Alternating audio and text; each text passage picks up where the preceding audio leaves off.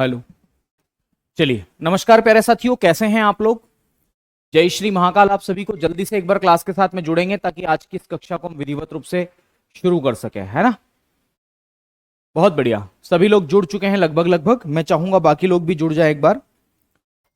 कैसी चल रही है आप लोगों की जीत की तैयारी, जल्दी से एक बार कमेंट करके बताएंगे।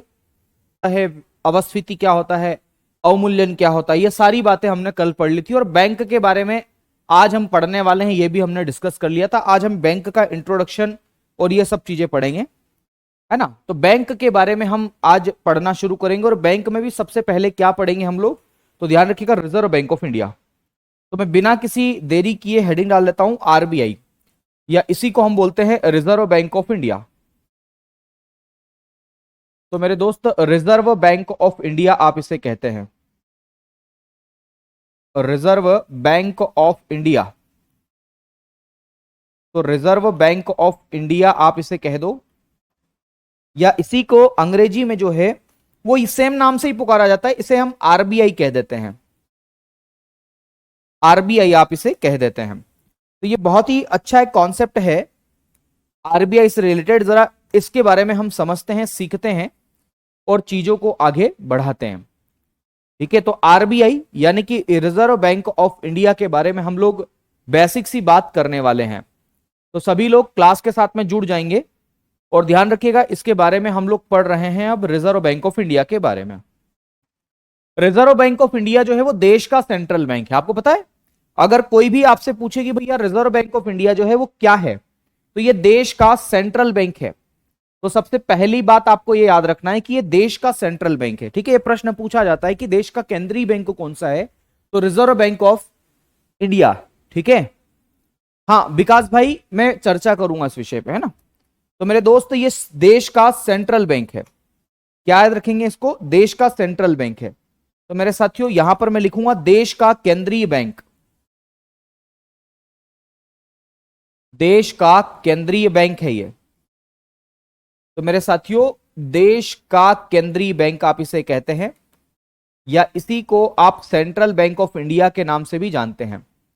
देश का केंद्रीय बैंक आप इसे कह देते हैं, या इसी को मेरे साथियों क्या बोल देते हैं, सेंट्रल बैंक ऑफ इंडिया। ठीक है,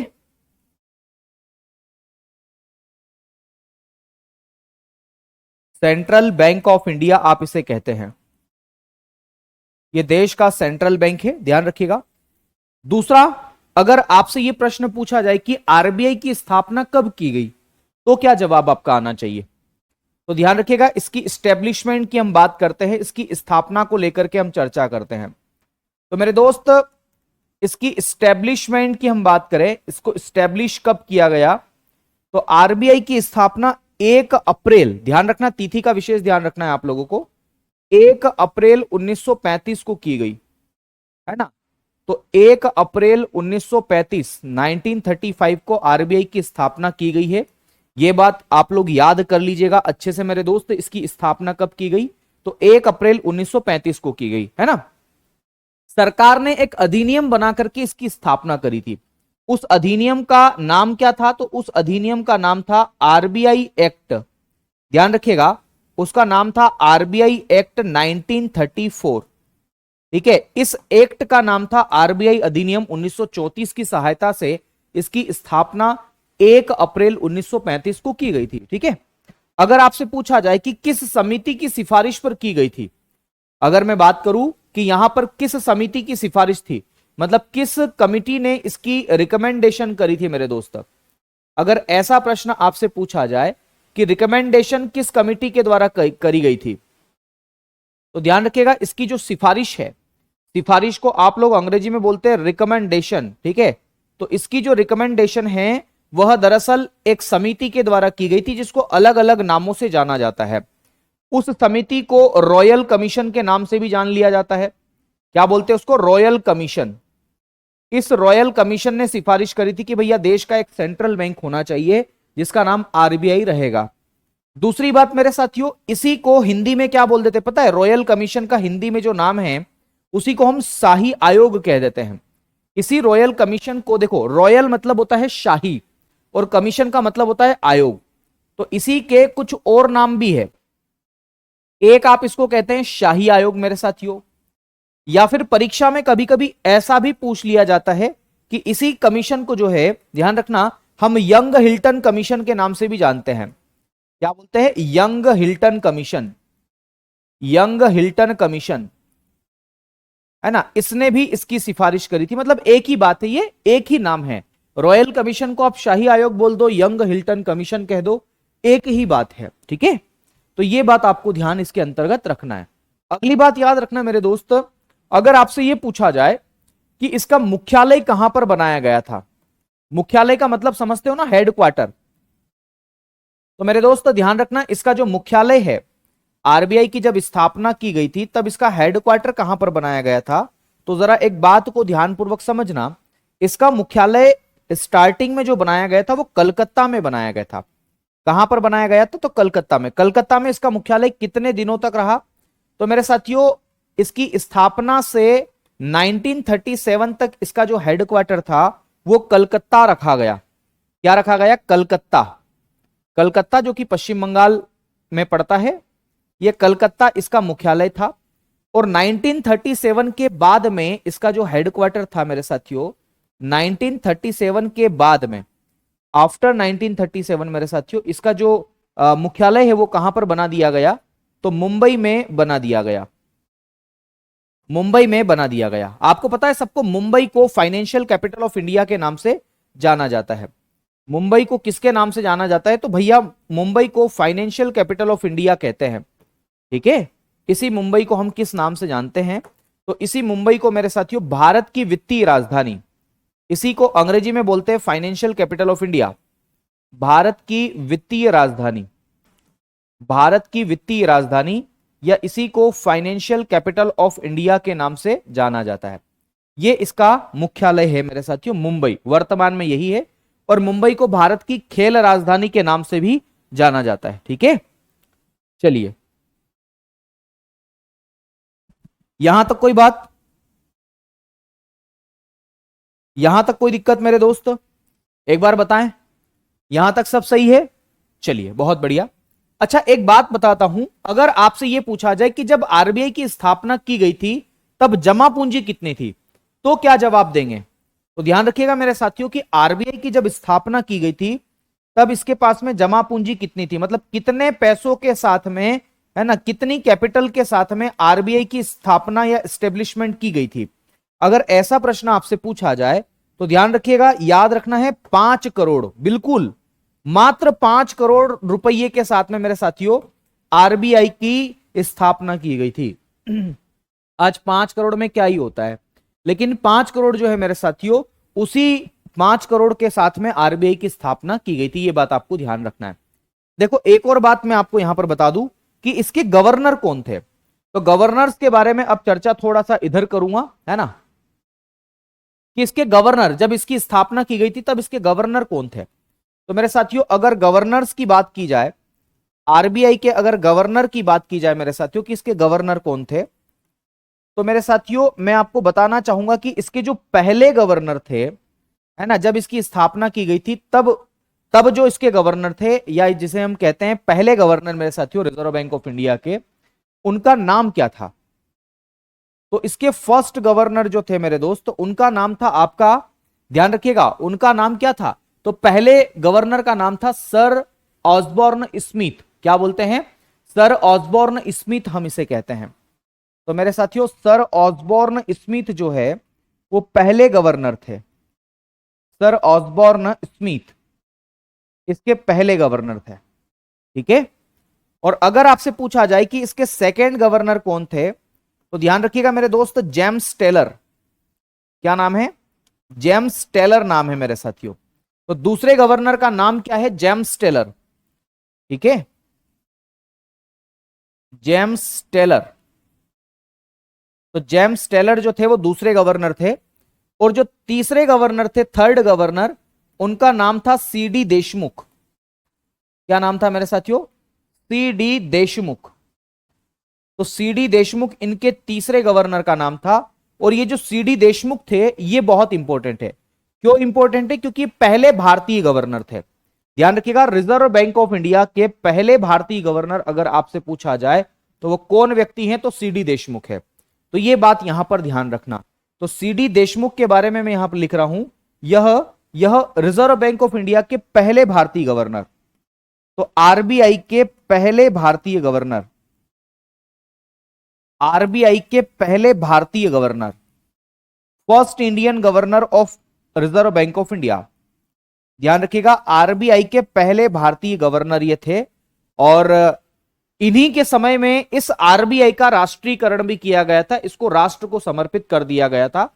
अगर आप मुझसे कहेंगे कि सर इसका राष्ट्रीयकरण कब किया गया था, तो मैं आपको एक ही बात बताऊंगा कि इसका जो नेशनलाइजेशन है, अब ये राष्ट्रीयकरण क्या होता है तो इसके बारे में भी मैं आपको बताऊंगा। फिलहाल के लिए आप इतना लिख ले मेरे साथियों, राष्ट्र को समर्पित करना राष्ट्रीयकरण कहलाता है, या 51% से अधिक की हिस्सेदारी जो है वह सरकार अपने हाथ में ले लेती है, तो उसे भी राष्ट्रीयकरण हम कहते हैं। और मैं बता देता हूं, राष्ट्रीयकरण को नेशनलाइजेशन के नाम से जानते हैं। नेशनलाइजेशन दोस्तों, आरबीआई का जो राष्ट्रीयकरण है वो कब किया गया था? तो ध्यान रखिएगा, आरबीआई का राष्ट्रीयकरण जो है मेरे दोस्त, वो 1 जनवरी 1949 को किया गया था। कब किया गया था? तो 1 जनवरी 1949 को इसका राष्ट्रीयकरण किया गया था। और अगर आपसे प्रश्न ये पूछे कि किस गवर्नर ने आरबीआई का राष्ट्रीयकरण किया मेरे साथियों, तो सीडी देशमुख जो कि पहले भारतीय गवर्नर थे, आरबीआई का राष्ट्रीयकरण जो है इनके द्वारा या इनके समय में किया गया। तो नेशनलाइजेशन ऑफ आरबीआई मेरे साथियों वह आपका 1 जनवरी 1949 को किया गया। कोई दिक्कत यहां तक इतनी बातों में? एक बार बता दे, यहां तक कोई दिक्कत किसी को नहीं ना? एक बार और रिवीजन करवा दूं, सुनना मेरी बात को सभी लोग। आरबीआई देश का सेंट्रल बैंक है, तो सेंट्रल बैंक ऑफ इंडिया अगर आपसे कोई पूछे तो ध्यान रखिएगा उसका नाम है RBI, reserve bank of India, वो देश का सेंट्रल बैंक है। इसकी स्टैब्लिशमेंट कब की गई? तो 1 अप्रैल 1935 को की गई, है ना? किस अधिनियम के अंतर्गत की गई, किस एक्ट से की गई? तो आरबीआई एक्ट 1934 हम बोलते हैं, या फिर इसी को सेंट्रल बैंकिंग एक्ट, है ना, सेंट्रल बैंकिंग एक्ट, सीबीए भी बोल देते हैं आप लोग। ये दोनों बातें याद रखना, ठीक है? ओके, चलिए दूसरा मेरे साथियों, इसकी स्थापना की रिकमेंडेशन किसने करी? तो रॉयल कमीशन ने करी, जिसको शाही आयोग कहते हैं, जिसको यंग हिल्टन कमीशन के नाम से भी जाना जाता है। इसका हेडक्वार्टर कहां था मेरे दोस्त? तो ध्यान रखिएगा, इसका हेडक्वार्टर 1937 तक कलकत्ता में था। 1937 के बाद में मुंबई में किया गया, और वर्तमान में भी मेरे साथियों मुंबई में ही है, और भारत की राजधानी, वित्तीय राजधानी हम इसे कहते हैं। आरबीआई की स्थापना कितनी जमा पूंजी, कितनी कैपिटल के साथ में की गई थी? तो ध्यान रखिएगा, है ना, आरबीआई की जो स्थापना है वो मेरे साथियों, है ना, आपको मैं बता दूं 5 करोड़ की कैपिटल के साथ में की गई थी। इसका नेशनलाइजेशन 1 जनवरी 1999 को किया गया था।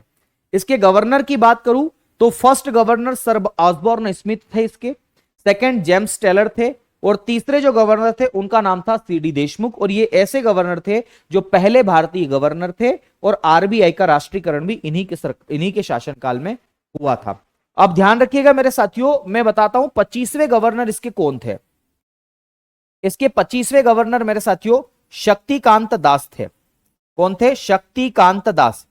तो ध्यान रखिएगा 25वें गवर्नर का नाम क्या है? तो शक्तिकांत दास हम इन्हें कहते हैं मेरे साथियों, और ये वर्तमान में गवर्नर है। ध्यान रखना, ये मेरे साथियों अभी तक 2018 से अभी तक 2018 से ये क्या रहे हैं? गवर्नर रहे हैं। आरबीआई के गवर्नर 2018 से रहे हैं मेरे साथियों, और आज भी आरबीआई के गवर्नर ये है। तो कहीं ना कहीं ये 25वें गवर्नर है। ये प्रश्न भी पूछा जा सकता है, ये कब से हैं? तो 2018 से है। ये बात भी आप लोगों को ध्यान रखना है। इतनी बातें समझ में आ गई आपको? ठीक है। अच्छा, आरबीआई का लोगो के बारे में हम बात कर लेते हैं कि इसका लोगो क्या है। लोगो का मतलब क्या होता है? लोगो का मतलब होता है इसका चिन्ह क्या है। तो अगला मैं पेज ले लेता हूं और यहां पर लिख लेता हूं आरबीआई का लोगो क्या है ना। तो ध्यान रखिएगा, मैं अगले पेज पर लिख लेता हूं, लिखता हूं आरबीआई का प्रतीक चिन्ह या आरबीआई का लोगो। आरबीआई का जो लोगो है, आपने लोगो देखा है आरबीआई का? अगर देखा है तो बहुत अच्छी बात है, और अगर नहीं देखा है तो अभी हम दिखा देते हैं आप लोगों को। इसका लोगो जो है वो जरा देखिएगा। तो ध्यान रखिएगा मेरे दोस्त, इसका लोगो आप देख लीजिएगा पहले। तो सबसे पहले इसका लोगो ये रहा, ये इसका लोगो है मेरे दोस्त। ये आरबीआई का लोगो आप यहां पर देख सकते हैं, ये बंगाल टाइगर है। ये कौन है मेरे साथियों? ये बंगाल टाइगर, ये आरबीआई का लोगो है और इसमें बंगाल टाइगर है। और ये जो पीछे पेड़ दिख रहा है ये पाम ट्री है, पाम ट्री, ध्यान रखिएगा। कहां है ये? पाम ट्री है। पाम ट्री को हम लोग किस नाम से जानते हैं? तो ताड़ का पेड़ बोल देते हैं। तो इसके लोगो में क्या है? तो ध्यान रखिएगा, बंगाल टाइगर है और ताड़ का पेड़ है। तो मेरे साथियों बंगाल टाइगर, बंगाल टाइगर है।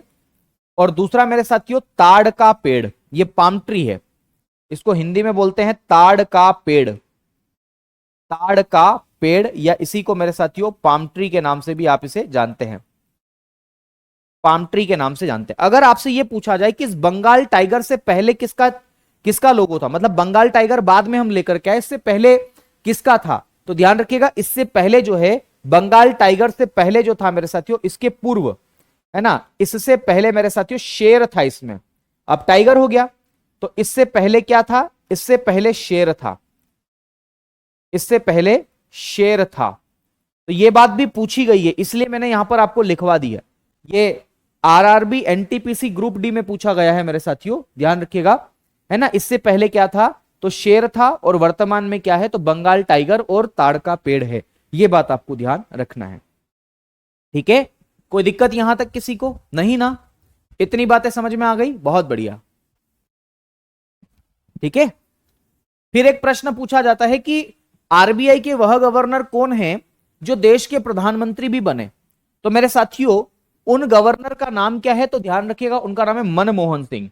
तो मनमोहन सिंह एक ऐसे व्यक्ति थे जो आरबीआई के गवर्नर भी थे, और दूसरी बात ये देश के प्रधानमंत्री के पद पर भी रहे हैं। यह बात आपको ध्यान रखना है। चलिए अब रिजर्व बैंक ऑफ इंडिया के कार्यों की हम बात करें, इसके फंक्शंस की हम बात करें कि आरबीआई के कार्य कौन कौन से हैं।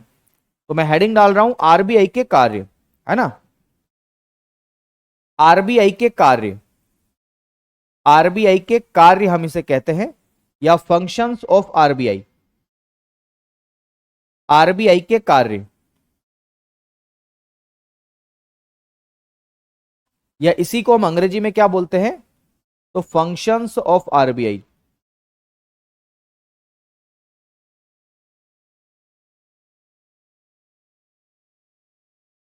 ठीक है। तो आरबीआई के फंक्शंस की हम बात करें कि इसके कार्य क्या है, चूंकि ये देश का सेंट्रल बैंक है, तो ध्यान रखिएगा सेंट्रल बैंक की भूमिका के रूप में भी इसके कुछ ना कुछ फंक्शंस होंगे। आप सभी जानते हैं कि देश का सेंट्रल बैंक है, तो सेंट्रल बैंक के रूप में भी तो इसके कुछ ना कुछ फंक्शन होंगे ना।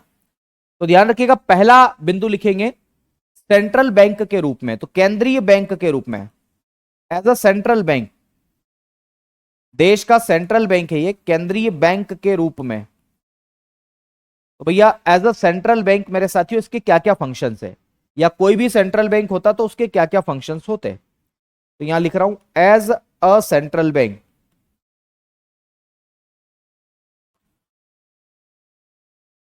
As a central bank.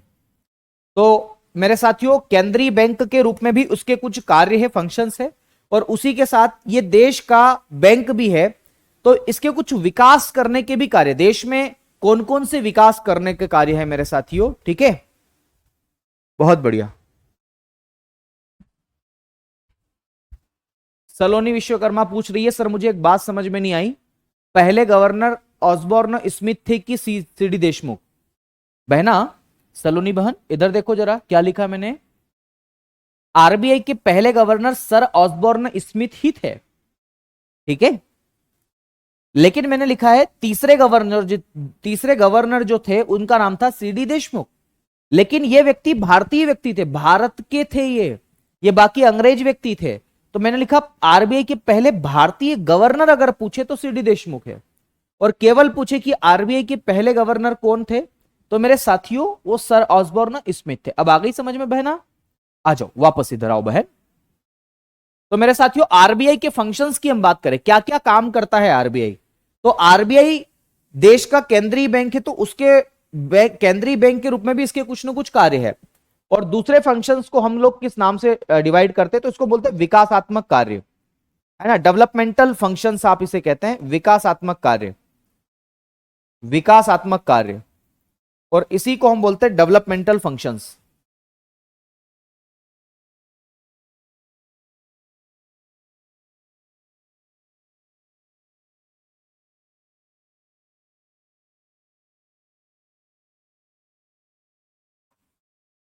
ठीक है, विकासात्मक कार्य हम इसे कह देते हैं। अब देखो आरबीआई के कार्य क्या क्या है, केंद्रीय बैंक के रूप में इसके क्या क्या कार्य है, तो मैं थोड़ा थोड़ा करके आपको पढ़ाने की कोशिश करता हूं। केंद्रीय बैंक के रूप में इसका पहला कार्य तो यह है मेरे साथियों, नोट जारी करना, है ना। तो नोट जारी करना, नोट जारी करना, ध्यान रखना, इशुइंग नोट्स, करेंसी, तो आप लिखेंगे करेंसी इशू, या ऐसा लिखे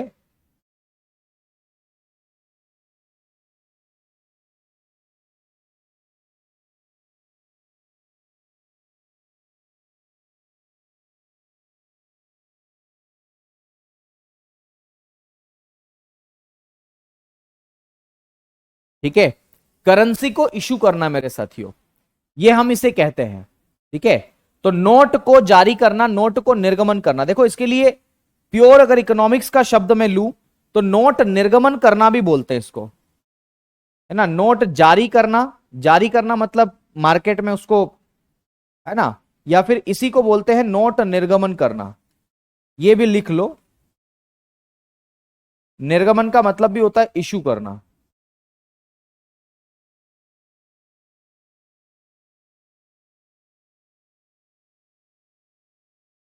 ठीक है, तो पेपर करेंसी को इशू करने की जो जिम्मेदारी है वो इसी की है।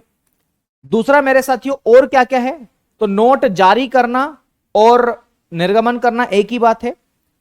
फिर दूसरा इसका जो कार्य मुझे दिखता है मेरे साथियों वो ये है कि बैंकों को लाइसेंस देना और उनके लाइसेंस को रद्द करना। तो मेरे साथियों बैंकों को लाइसेंस देना और रद्द करना, बैंकों को लाइसेंस देना, अगर आप बैंक खोलना चाहते हो तो आपको लाइसेंस कौन देगा, आरबीआई देगा, तो लाइसेंस देना मेरे साथियों। ठीक है, तो बैंकों को लाइसेंस देना और रद्द करना और कैंसिल करना। अगर मान लो कोई बैंक ढंग का काम नहीं कर रहा है तो उसका लाइसेंस रद्द करने की भी जिम्मेदारी इसी की है। ठीक है, अगली बात ध्यान रखना, सर जीरो लेवल से पढ़ाई कब से स्टार्ट होंगे कभी नहीं होगी बेटा, है ना। ये हाई लेवल है क्या मेरे दोस्त, ये जीरो लेवल ही तो है। अगला ध्यान रखना मेरे साथियों, ये सरकार का बैंक है ना, गवर्नमेंट्स बैंकर आप इसे कह सकते हैं, सरकार का बैंक। सरकार का बैंक का मतलब यह है कि जब भी कभी सरकार को पैसों की आवश्यकता पड़ती है तो सरकार यहां से लोन ले सकती है, आरबीआई से लोन ले सकती है सरकार, तो गवर्नमेंट्स बैंक, है ना, ये आप ध्यान रखना। फिर ध्यान रखना ये बैंकों का बैंक भी है ना, बैंकों का बैंक लिखते हैं पहले। तो मेरे साथियों सरकार का बैंक है, उसके बाद में ये बैंकों का बैंक है, बैंकों का बैंक, बैंकर्स बैंक बोलते हैं, बैंकर्स बैंक, क्योंकि जब भी किसी व्यापारिक बैंक को पैसों की आवश्यकता पड़ती है वो इससे लोन ले सकती है। तो ये बैंकों का बैंक भी है, ये सरकार का बैंक भी है, और ये नोट जारी भी करता है, बैंकों को लाइसेंस भी देता है, उसको रद्द भी करता है। ठीक है, दोनों काम करता है, सारे काम करता है। और क्या क्या काम है इसके, तो ध्यान रखिएगा, इसके और भी कुछ काम है, जैसे मैं बताऊं मेरे साथियों, इसका एक काम सबसे इंपॉर्टेंट काम है, वो है तरलता, तरलता को क्या करना, कंट्रोल करना, लिक्विडिटी को कंट्रोल करना। ठीक है, बहुत बढ़िया। तो ध्यान रखिएगा सौरव जी, बिल्कुल आप सही कह रहे हैं, ऐसी बातें करा करो मजा आएगा, है ना। अब तुम कहते हो कि मोटिवेट कर दो, अब मैं क्या ही मोटिवेट कर दूं, मैं खुद ही मोटा हो गया हूं, है ना। तो वेट कर लो अपना वेट मशीन पर जाकर। तो ध्यान रखना मेरे दोस्त, मैं ये कहना चाह रहा हूं कि इसका और क्या कार्य है, तो ये मुद्रा प्रवाह को नियंत्रित करना, मुद्रा प्रवाह को हम बोलते हैं मनी सप्लाई, क्या बोलते हैं इसको, मनी सप्लाई कहते हैं। मुद्रा प्रवाह को हम अंग्रेजी में बोलते हैं मनी सप्लाई, या इसी के लिए इकोनॉमिक्स में एक और शब्द है तरलता, तरलता को हम लोग बोल देते हैं लिक्विडिटी, क्या बोलते हैं, लिक्विडिटी, लिक्विडिटी। मुद्रा प्रवाह या तरलता को नियंत्रित करना, को नियंत्रित करने के लिए, ऐसा लिखो, को कंट्रोल करने के लिए, नियंत्रित करने के लिए मौद्रिक नीति बनाना, मॉनेटरी पॉलिसी बनाना मेरे साथ, मोस्ट इंपोर्टेंट फंक्शन है मौद्रिक नीति बनाना। आपको यह बात ध्यान रखना है कि ये जो है ये मौद्रिक नीति बनाता है, मॉनेटरी पॉलिसी बनाता है। अभी के लिए केवल इतना, ये तो बहुत बड़ा चैप्टर है मॉनेटरी पॉलिसी का, है ना, मैं आपको पढ़ाऊंगा, डोंट वरी। ठीक है, ठीक है, बहुत बढ़िया। तो इतनी बातें आपको यहां पर समझ में आ गई होगी। और भी इसके केंद्रीय बैंक के रूप में कार्य है, जैसे मैं आपको बताऊं तो भैया ये हम बोले कि सरकार को सलाह भी देता है। इसके अलावा और क्या क्या काम है, तो मेरे साथियों ये जो विदेशी विनिमय भंडार है उसको, यानी कि फॉरेन एक्सचेंज रिजर्व आप उसे कहते हैं, उसको सुरक्षित रखने की जिम्मेदारी भी इसी की है। ठीक है।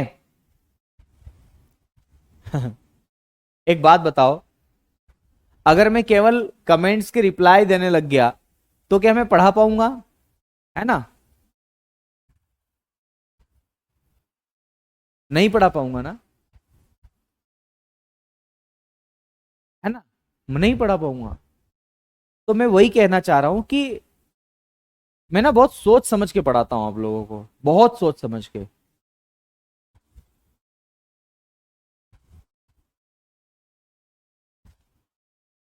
थोड़ा सा रुको तो सही, सब समझ में आएगा यार। और ऐसा कुछ भी नहीं, रट्टाफिकेशन है तो, है ना, रटना ही तो है इनको।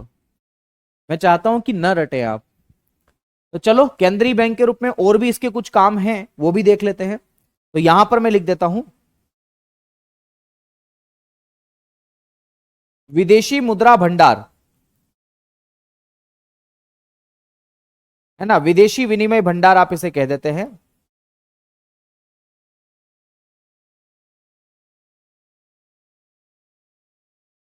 का रख रखाव करना,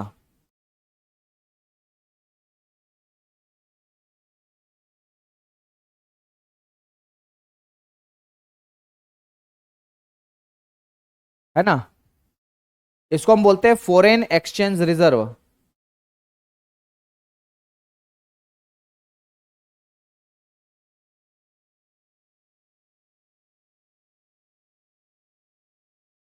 को मेंटेन करना। ठीक है, ये बात भी ध्यान रखना।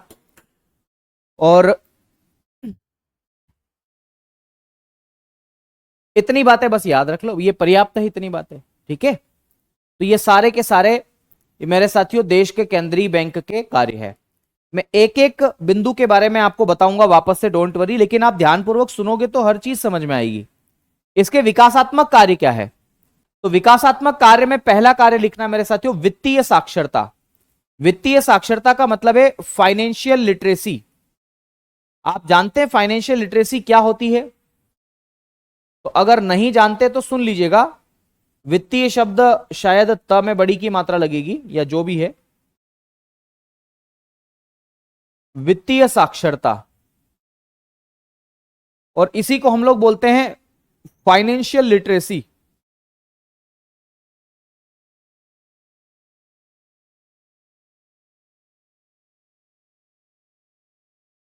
वित्तीय साक्षरता को बढ़ावा देना, पहली बात तो यह ध्यान रखना आप लोगों को। ठीक है, वित्तीय साक्षरता को बढ़ावा देने की जिम्मेदारी भी इसी की है। अब ये वित्तीय साक्षरता का मतलब क्या है? फाइनेंशियल लिटरेसी का मतलब यह है कि देश के नागरिकों को बताए कि फ्रॉड से कैसे बचे, है ना, देश के नागरिकों को बताए कि किस तरीके से हमें मोबाइल में जो ऑनलाइन साइबर क्राइम्स हो रहे हैं उनसे कैसे बचना है ना, हमें ओटीपी किसी के साथ शेयर नहीं करना है, ये सारी बातें। ठीक है, बहुत बढ़िया। चलिए, बहुत बढ़िया, इतनी बात समझ में आ गई। तो वित्तीय साक्षरता को बढ़ावा देना और फ्रॉड को रोकना, या ऐसा लिखें वित्तीय समावेशन को बढ़ावा देना, ऐसा भी लिख सकते हैं। तो दूसरा लिखना वित्तीय समावेशन, फाइनेंशियल इंक्लूजन, वित्तीय समावेशन को बढ़ावा देना, या इसी को अंग्रेजी में बोलते हैं फाइनेंशियल इंक्लूजन। फाइनेंशियल इंक्लूजन, ये सारे के सारे शब्द मैं आपको बताऊंगा, डोंट वरी, अभी इतना लोड मत लो आप लोग। फाइनेंशियल इंक्लूजन का मतलब होता है कि जिसका बैंक अकाउंट नहीं है उसको भी बैंक अकाउंट के माध्यम से जोड़ना। जैसे आपने देखा होगा ग्रामीण क्षेत्रों में कई कई भाई बहनों के जो है मेरे साथियों, उनके बैंक अकाउंट ही नहीं है। तो बैंक अकाउंट नहीं है तो उनको बैंक अकाउंट से जोड़ना, है ना, उनका बैंक अकाउंट ओपन करना, ये सारा का सारा काम जो है वित्तीय समावेशन का काम है। तो ये कुछ प्रमुख बातें मैंने यहां पर आपको बताने की कोशिश की है। जरूर आप लोग ध्यान रख लीजिएगा इस विषय के बारे में, थोड़ा सा इंपॉर्टेंट बात है इसलिए मैंने यहां पर आपको लिखवाई है। ठीक है, चलिए, इतनी बात समझ में आ गई ना आप लोगों को? अरे भाई बता दो यार एक बार, है ना, इतनी बात समझ में आ गई आप लोगों को? नोट जारी करना, नोट निर्गमन करना। अब देखो मेरी बात को समझना जरा, मैं जो आपको बता रहा हूं अब वो क्या बात है जरा वो समझना। ठीक है,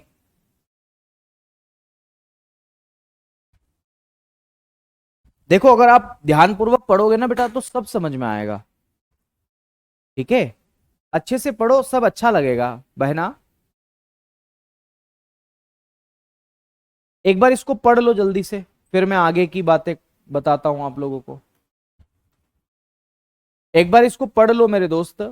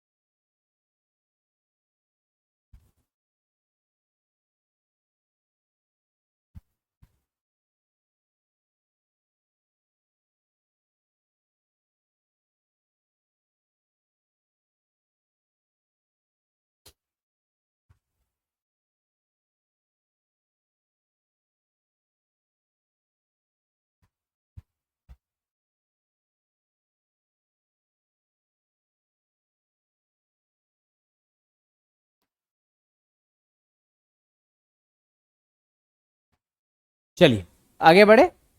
पढ़ लिया सबने? देखो पढ़ने का इसलिए बोलता हूं कि आपको पता रहे कि हम लोग क्या पढ़ रहे हैं। उसका रिवीजन तो मैं तो करवाऊंगा ही करवाऊंगा बार बार बोल बोल के, लेकिन मैं चाहता हूं कि आप भी पढ़ें।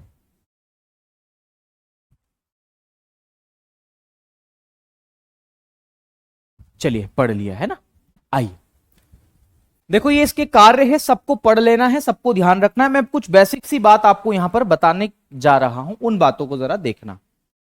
मैं यहां पर पहली बात बताऊंगा मेरे साथियों, और वो बात क्या है।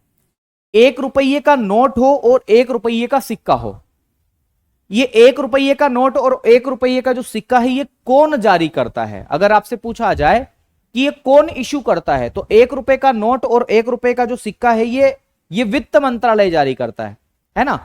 फाइनेंशियल आपका फाइनेंस मिनिस्ट्री है वो जारी करती है। तो यहां पर मैं लिख देता हूं फाइनेंस मिनिस्ट्री, या ऐसा लिखे 1 रुपये का नोट, 1 रुपये का नोट और 1 रुपये का सिक्का।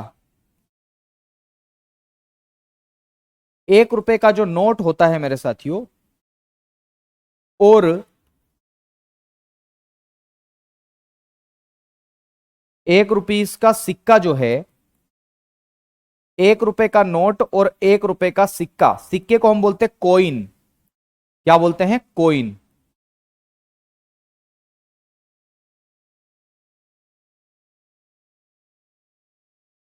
ठीक है, 1 रुपये का नोट और 1 रुपये का सिक्का जो है वो कौन इशू करता है? तो ध्यान रखिएगा मेरे दोस्त, वित्त मंत्रालय इसको जारी करता है। कौन जारी करता है? वित्त मंत्रालय के द्वारा यह जारी किया जाता है। 1 रुपये का नोट और 1 रुपये का सिक्का वित्त मंत्रालय, मिनिस्ट्री ऑफ फाइनेंस, क्या बोलते हैं इसको? मिनिस्ट्री ऑफ फाइनेंस, MOF, है ना, मिनिस्ट्री ऑफ फाइनेंस द्वारा जारी। ठीक है, तो मिनिस्ट्री ऑफ फाइनेंस जो है वो 1 रुपये का नोट मेरे साथियों और 1 रुपये का सिक्का जो है वो जारी करती है। ठीक है, इसको हम लोग किस नाम से जानते हैं? तो मिनिस्ट्री ऑफ फाइनेंस, वित्त मंत्रालय हम इसे कहते हैं। अब आपके दिमाग में सवाल आ रहा होगा कि सर ऐसा क्यों, ये कौन, ध्यान रखिएगा, ये कौन जारी करता है? मतलब क्यों जारी करता है? वित्त मंत्रालय क्यों जारी करता है? आखिर क्या कारण है? तो ध्यान रखिएगा, जारी करने का जो कारण है वो क्या है, जरा वो समझो। इसका कारण ये सरकार के घाटे को कम करना है ना, सरकार अपना घाटा कम करने के लिए इसको जारी करती है। तो मेरे साथियों इसका रीजन क्या है, तो सरकार या राजस्व घाटे को कम करना, ऐसा लिखो, या लिखो राजकोषीय घाटे को कम करना। अभी के लिए केवल इतना ही समझ लो, राजकोषीय घाटा या सरकार का घाटा एक ही बात है ना। मैं आपको कंफ्यूज नहीं करना चाह रहा हूं, इसलिए शब्द को थोड़ा सा आसान बनाना चाह रहा हूं। तो आप केवल इतना लिखो, सरकार का घाटा कम करने के लिए, सरकार का जो घाटा है ना, डेफिसिट बोलते हैं घाटे को, हम लोग अंग्रेजी में क्या बोलते हैं, डेफिसिट बोलते हैं। सरकार का घाटा कम करने के लिए, कम करने के लिए, तो ध्यान रखिएगा, सरकार अपना घाटा कम करने के लिए 1 रुपए का नोट और 1 रुपए का सिक्का जारी करती है। ठीक है, ये बात आपको ध्यान रखना। अच्छा, नोट जारी करने के लिए रिजर्व बैंक ऑफ इंडिया जो है वो कैसे नोट जारी करती है, उसका कोई तो तरीका होगा। तो मेरे साथियों, नोट को जारी करने के लिए आरबीआई एक सिस्टम को अपनाती है जिसे न्यूनतम आरक्षित प्रणाली कहते हैं। ठीक है, मिनिमम रिजर्व रेशो आप इसे कहते हैं, न्यूनतम आरक्षित अनुपात, न्यूनतम आरक्षित अनुपात प्रणाली, क्या बोलते हैं, न्यूनतम आरक्षित अनुपात प्रणाली, न्यूनतम आरक्षित अनुपात प्रणाली। ठीक है, ये प्रणाली कौन अपनाती है, तो आरबीआई अपनाती है। इसको, इसका फुल फॉर्म क्या है, मतलब इसको अंग्रेजी में क्या बोलते हैं, तो मिनिमम रिजर्व,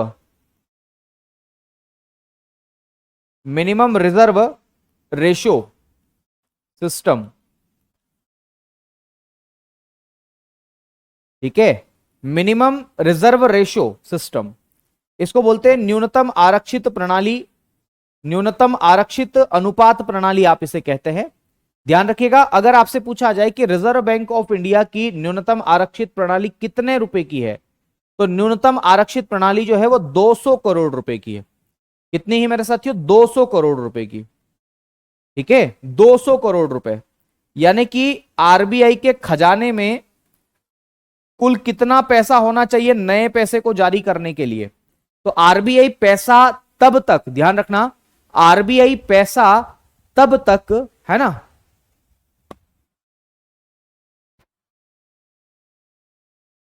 पढ़े,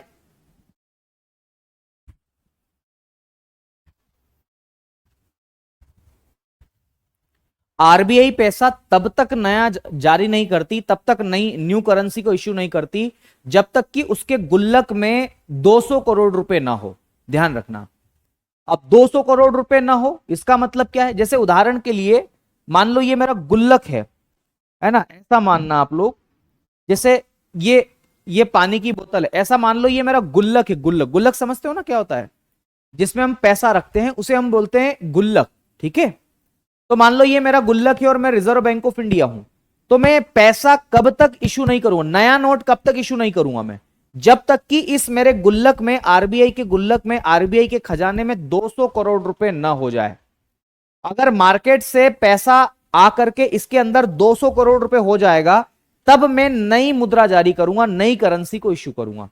अब दिक्कत यह कि अगर 200 करोड़ रुपए मैं कैश के रूप में रखूंगा तो कभी भी आग लग सकती है। आ रही बात समझ में, या फिर 200 करोड़ रुपए को अगर मैं, ध्यान रखना, अगर मैं मेरे साथियों विदेशी मुद्रा के रूप में रखूंगा तो मेरे साथियों कभी भी चोरी हो सकती, मतलब नोट के रूप में तो उसको नहीं रख सकता। तो ध्यान रखिएगा, मैं ये कहना चाह रहा हूं कि 200 करोड़ रुपए जो है, समझना मेरी बात को, इस 200 करोड़ रुपए, ये 200 करोड़ रुपए किन किन रूपों में हो सकते हैं। तो 200 करोड़ में से ऐसा नियम बनाया गया है कि 115 करोड़ रुपए के क्या हो सकते हैं। तो ध्यान रखिएगा, 200 करोड़ में से 115 करोड़ जो है वो किसके रूप में हो सकते हैं, तो ध्यान रखिएगा 115 करोड़ गोल्ड के रूप में हो सकते हैं। मतलब 115 करोड़ का सोना हो सकता है, सोने के रूप में। ये सोना, स्लीप वाला सोना नहीं, गोल्ड की मैं बात कर रहा हूं। तो 200 करोड़ रुपए उसके खजाने में होने चाहिए। 200 करोड़ में से 115 करोड़ रुपए का सोना होना चाहिए। और जो 85 करोड़ रुपीस है मेरे साथियों, 85 करोड़ रुपए जो है, ये किन किन रूपों में हो सकते हैं, तो मेरे साथियों ये कैश के रूप में हो सकते हैं, नगद आप इसे कहते हैं मेरे साथियों, ध्यान रखिएगा, कैश के रूप में हो सकते हैं या फिर विदेशी मुद्रा के रूप में हो सकते हैं, जैसे डॉलर, यूरो, इनके रूप में। तो विदेशी मुद्रा आप इसे कह सकते हैं, फॉरेन करेंसी आप कह सकते हैं मेरे साथियों, है ना। तो विदेशी मुद्रा के रूप में भी हो सकते हैं या फिर ये प्रतिभूति के रूप में भी हो सकते हैं। अभी आपको पता नहीं है प्रतिभूति क्या होता है। प्रतिभूति का मतलब होता है केवल एक कागज, है ना।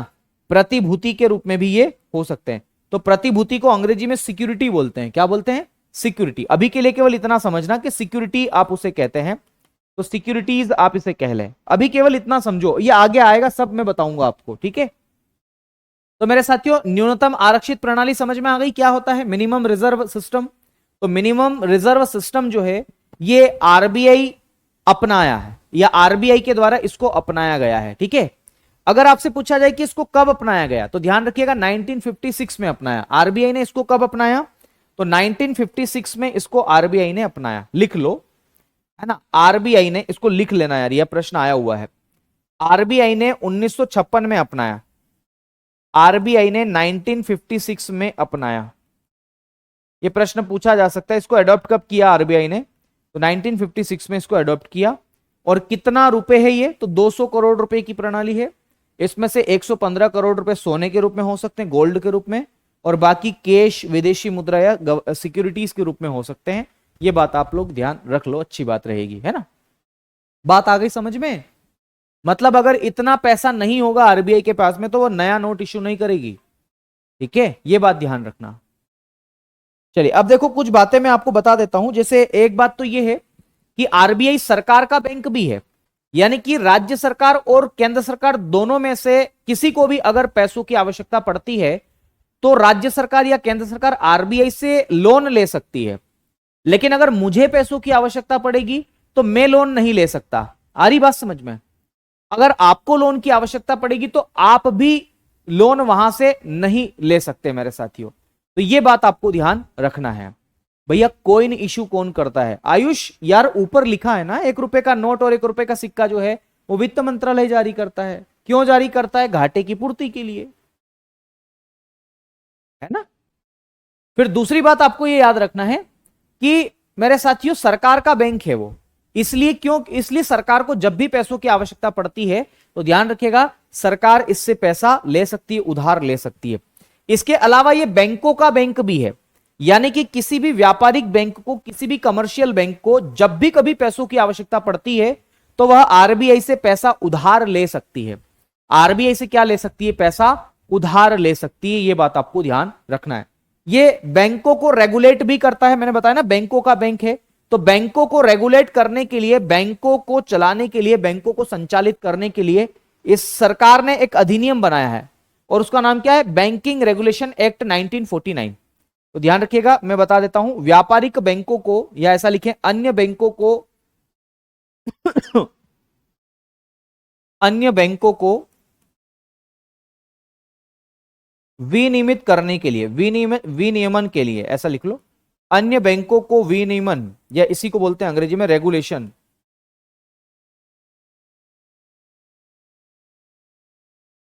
करने के लिए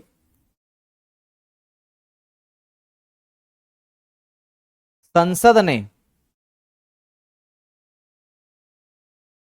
ने क्या बनाया? तो ध्यान रखिएगा बैंकिंग रेगुलेशन एक्ट।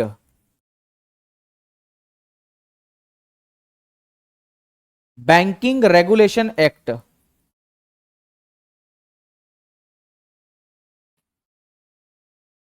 ये बनाया था 1949 में, है ना। संसद ने बैंकिंग रेगुलेशन एक्ट बनाया। कोई दिक्कत किसी को? नहीं ना, ठीक है। तो मेरे दोस्त ये बात भी ध्यान रखना है, बैंकिंग रेगुलेशन एक्ट 1949 ये बाकी अन्य बैंकों को या कमर्शियल बैंकों को रेगुलेट करने के लिए संसद ने बनाया। ये बात आपको ध्यान रखना है। अच्छा एक बात और मैं आपको बता दूं मेरे साथियों, 1 रुपए का जो सिक्का होता है ना, 1 रुपए का जो नोट होता है, सॉरी 1 रुपए का जो नोट होता है उस पर किसके हस्ताक्षर होते हैं? तो वित्त सचिव, फाइनेंशियल सेक्रेटरी के हस्ताक्षर होते हैं। फाइनेंस सेक्रेटरी हम इसे कहते हैं, उसके हस्ताक्षर होते हैं 1 रुपए के सिक्के पर, सॉरी 1 रुपए के नोट पर। तो यह प्रश्न भी पूछा जा सकता है कि 1 रुपए के नोट पर किसके हस्ताक्षर होते हैं? तो 1 रुपए के नोट पर मेरे साथियों फाइनेंस सेक्रेटरी के हस्ताक्षर होते हैं, वित्त सचिव के हस्ताक्षर होते हैं। मैं आपको बताता हूं वित्त सचिव के हस्ताक्षर कहां पर होते हैं, शायद बता चुका हूं मैं आपको, है ना, मैं आपको कल बता चुका हूं मेरे ख्याल से इसको भी। तो ये आप 1 रुपए का नोट देखेंगे, ये रहा 1 रुपए का नोट, बड़ा छुपा के रखा है मैंने इसको। तो ये 1 रुपए का नोट देखेंगे मेरे साथियों, इस 1 रुपए का जो नोट है ये इस पर किसके हस्ताक्षर होते हैं, तो ध्यान रखिएगा सभी लोग, ध्यानपूर्वक देखो, ये वित्त सचिव के हस्ताक्षर होते हैं। अच्छा, 1 रुपए का नोट कौन जारी करता है ये भी मैंने बताया है अभी आपको, है ना। तो ध्यान रखिएगा 1 रुपए का जो नोट है वो भारत सरकार जारी करती है, गवर्नमेंट ऑफ इंडिया जारी करता है। और गवर्नमेंट ऑफ इंडिया का भी कौन सा मंत्रालय, अगर ऐसा प्रश्न पूछा जाए तो वित्त मंत्रालय। कौन सा मंत्रालय मेरे साथियों, वित्त मंत्रालय जो है, जिसे मिनिस्ट्री ऑफ फाइनेंस के नाम से जानते हैं, वो मेरे साथियों इसको जारी करता है ना, इश्यू करता है। और मैंने अभी आपको बताया कि इसको क्यों इश्यू किया जाता है, तो मेरे साथियों इसका कारण क्या है, तो इश्यू करने का कारण है घाटे को कम करना। सरकार का जो घाटा है उसको कम करने के लिए इसको क्या किया जाता है, जारी किया जाता है। अरे बात समझ में आ गई आप लोगों को, कोई दिक्कत वाली बात तो नहीं है ना, इतनी बात ओके है ना, उम्मीद है यार ओके होगी, ठीक है, बहुत बढ़िया बहुत बढ़िया। हस्ताक्षर किसके होते हैं, वित्त सचिव के होते हैं, फाइनेंस सेक्रेटरी के हस्ताक्षर इस पे होते हैं, ये यहां पर बताया गया है अच्छे से, ये साइन किए गए हैं, ठीक है, बहुत बढ़िया, शानदार शानदार शानदार शानदार, इतनी बातें समझ में आ गई। कल देखो एक और बात मैंने बताई थी मेरे साथियों कि ये मौद्रिक नीति बनाता है, तो कल हम मौद्रिक नीति के बारे में पढ़ेंगे, लेकिन चैप्टर अगला ही होगा, ठीक है। तो मौद्रिक नीति के बारे में अब हम कल पढ़ेंगे कि मौद्रिक नीति क्या होती है। बता दूं मौद्रिक नीति के बारे में थोड़ा बहुत, चलो आ जाओ सुन लो मेरे साथियों। आप यहां पर देखेंगे मैंने यहां पर बताया मुद्रा प्रवाह या तरलता को नियंत्रित करने के लिए मौद्रिक नीति बनाना। तो ये मौद्रिक नीति क्या होती है, तो मैं हेडिंग डाल लेता हूं मौद्रिक नीति, पढ़ लो चलो मौद्रिक नीति।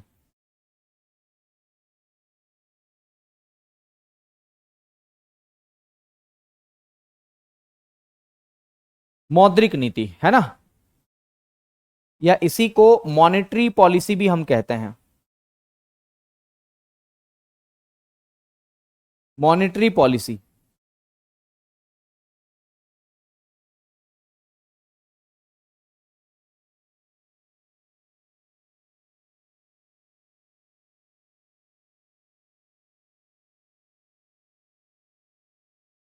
मॉनेटरी पॉलिसी, सबसे पहली बात तो यह आती है कि मॉनेटरी पॉलिसी कौन बनाता है, इसका निर्माण कौन करता है।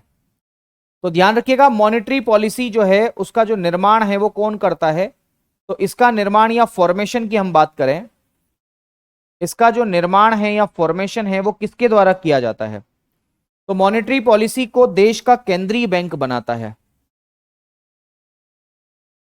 तो देश का केंद्रीय बैंक।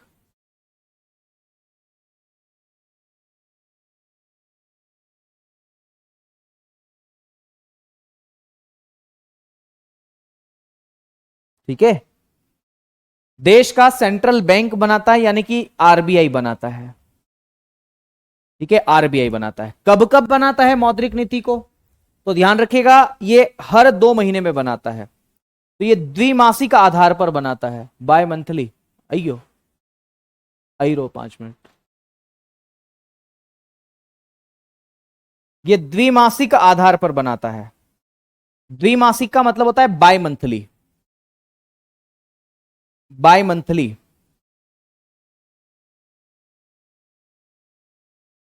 बाय मंथली बनाता है मतलब हर 2 महीने में बनाता है।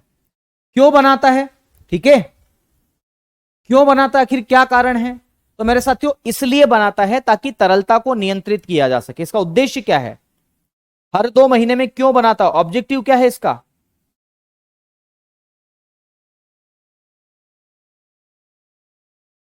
इसका ऑब्जेक्टिव क्या है, तो इसका ऑब्जेक्टिव क्या है, इसका ऑब्जेक्टिव क्या है मेरे दोस्त, तो ध्यान रखिएगा इसका जो ऑब्जेक्टिव है वो मुद्रा प्रवाह को नियंत्रित करना, मुद्रा प्रवाह,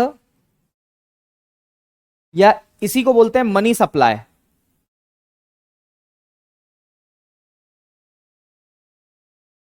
मनी सप्लाई बोल देते हैं, या फिर इसी को एक और शब्द के नाम से जाना जाता है, तरलता।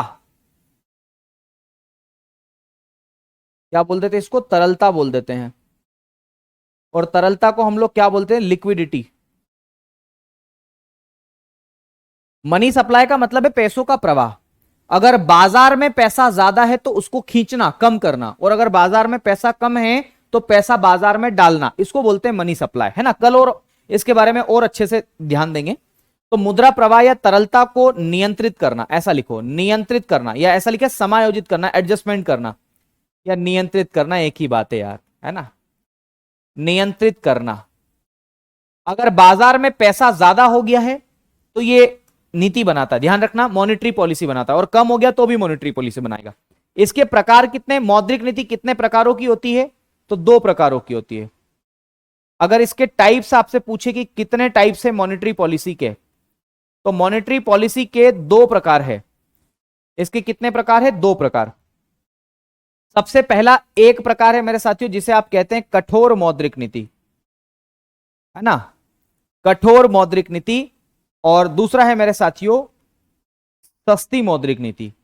और इसे हम कब करेंगे? अब कल करेंगे। कब करेंगे? कल करेंगे। तो वो बोलता है ना, क्या करोगे? तो हवन करेंगे, हवन करेंगे, ऐसे हम कल करेंगे इसको, कल। ठीक है, बस करो सर। ओहो, क्या बात है, परेशान हो गए आप मुझसे? बस करो सर। ओहो हो सर, आज नींद आ रही है। ओके भैया, आरबीआई प्राइवेट बैंकों को भी लाइसेंस देता है क्या? हाँ बिल्कुल देता है, बिल्कुल देता है भाई, प्राइवेट बैंकों को लाइसेंस देता है। आप चाहें तो बैंक खोल सकते हैं, है ना। लिक्विडिटी को नियंत्रित करने के लिए, बहुत बढ़िया, वाह, आपने जवाब दिया था सर जी। बेबी को हमें भी दिखाओ। अभी बेबी हो तो सही। हाँ, अनुज जी ने बिल्कुल सही समझा है। ठीक है, चलिए, तो आज के लिए इतना ही करते हैं। अब शेष वार्ता आपसे कल करेंगे, कल यानी कि कल। ठीक है, तो चलिए दोस्त, कल मिलते हैं अब लोग। आज के लिए इतना ही करते हैं। शुक्रिया, धन्यवाद, जय महाकाल, राधे राधे, खूब खुश रहिए, मस्त रहिए, स्वस्थ रहिए, बाय बाय।